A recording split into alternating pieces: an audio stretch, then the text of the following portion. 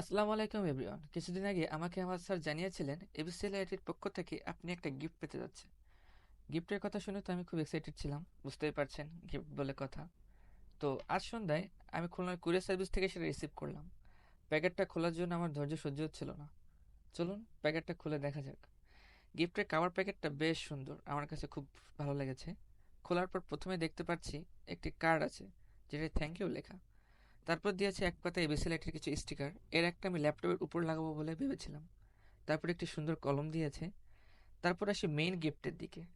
প্রথম দেখায় আমি এটা ভেবেছিলাম একটা বই, পরে খুলে দেখি একটা খুব সুন্দর ডায়েরি দিয়েছে। তারপর দিয়েছে একটা চাবির রিং।